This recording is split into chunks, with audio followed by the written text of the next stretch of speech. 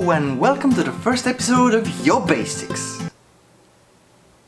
Now, I don't mean it as an insult, as you're basic or you're boring, like Eleanor Shellstrop in one of my favorite TV series, The Good Place, puts it.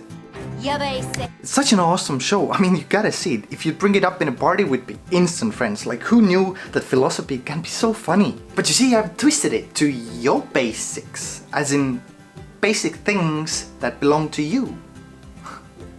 Such a clever boy. I want to give you valuable, bite-sized information on various subjects that touch every aspect of our daily lives. Because I believe there's some basic information out there that can benefit all of us, which we have just forgotten or don't actively use. These facts may be eye-opening, interesting, and maybe even come in handy in a conversation. Who knows? I aim to make you knowledgeable and confident whenever you are exposed to these subjects out there in the wild, wild world. I will cover many areas of life with fun, basic wisdom. Areas like mathematics, politics, culture, history, religion, etc, etc. Bam, bam, bam! Basic facts. Short and entertaining is how I want them, useful and life-altering is my goal. On to the first one. As this is the first episode of Your Basics, I want to set a strong foundation, so apologies if the video is a bit longer.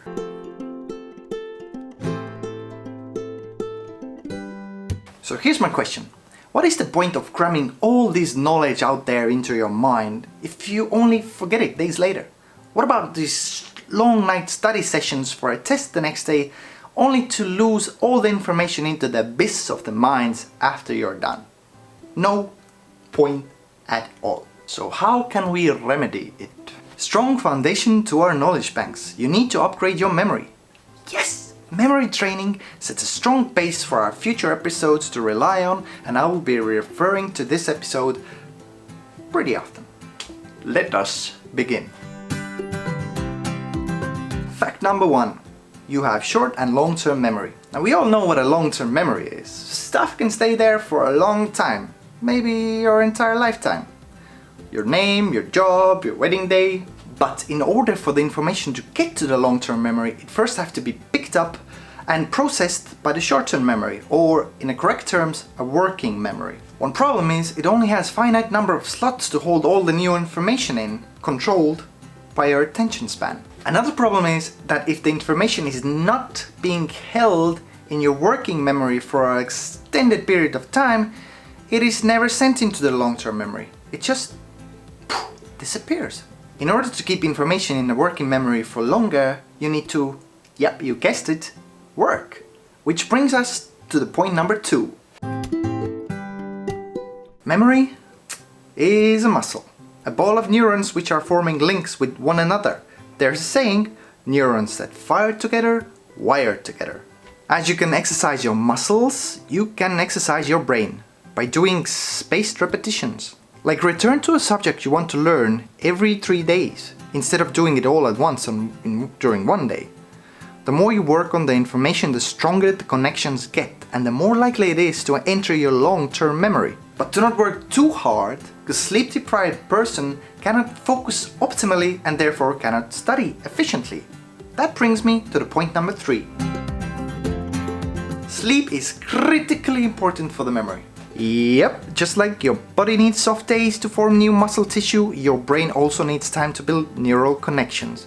And during your REM sleep, the memories are transported from the short term to the long term. It's called memory consolidation, and it's what we're after.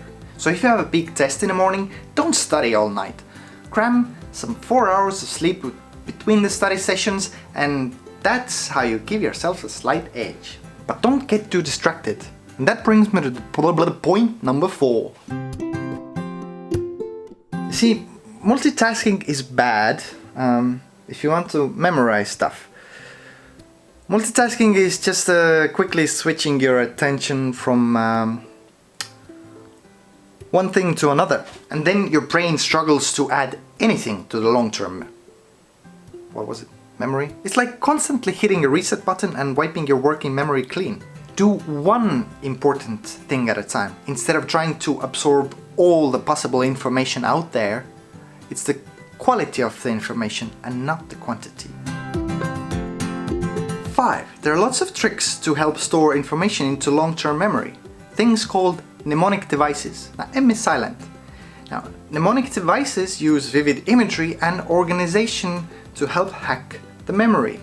Things like knuckles for the days of the month, January, February, March, April, so on. Acronyms like Roy G. Biv for the colors of the rainbow, or acrostic where you take the first letter of each word to remember letter combinations.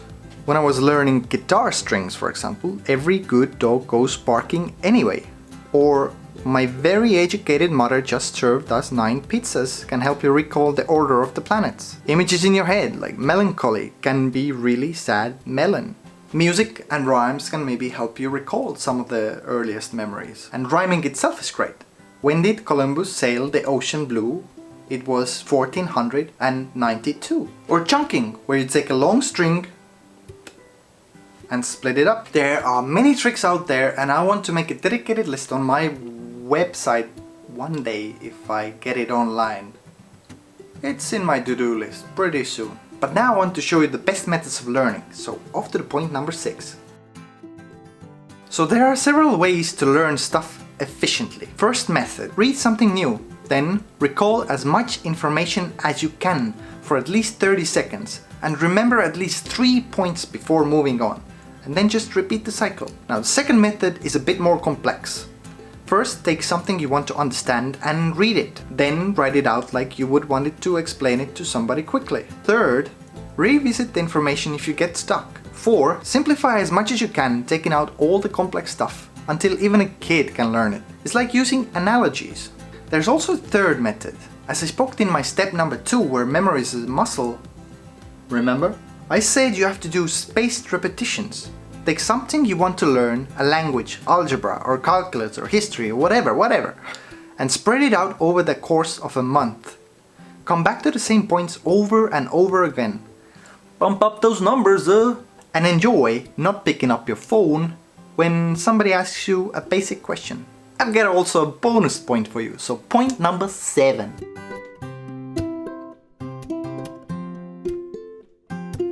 One of my favorite memory techniques is called method of Loki. I like Loki. It's a Latin for places. Also known as a memory journey, a memory palace, or mind palace technique. First described by ancient Roman and Greek texts and studied by psychologists from the 1960s until now. I found out about it, of course, through one of the coolest shows out there, Sherlock. And love, it works brilliantly. Build a room in your mind, walk around in it, feel the layout, get familiar with it. Now, if you have something you want to remember, place it in that room as a recognizable object. The more unique, the better. For example, I wanted to remind myself that I needed to call Stoker. It's a hardware store in my country. Now, Stoker sounds a lot like Bram Stoker, you know, the guy who wrote Dracula. So I placed a tiny Count Dracula holding a phone on a small table in a corner of my room, and he has been standing there for over 5 years now, and I guess he will until I look like Dracula. You can build more rooms and make them as unique as possible. For example, my Russian language room looks like a cold, snowy USSR era industrial city block from Red Alert games. Start out with a shack and then turn it into a palace. Have fun with it. The trick is that you have to visit it often in order for it to grind and solidify in your long-term memory. And then you are golden, my friend. How to delete stuff from that, I still haven't figured out, so Dracula, keep holding that phone for me. I hope you enjoyed the basic facts about memory, and I hope that you can actually use this knowledge when learning new stuff from my later episodes. And I will be referring back to this one pretty often, because repetition is key. Because learning is cool and good memory is pretty darn cool too. So without further ado, thank you. This has been the episode of Yo Basics, and I'll see you in the next one. Adios.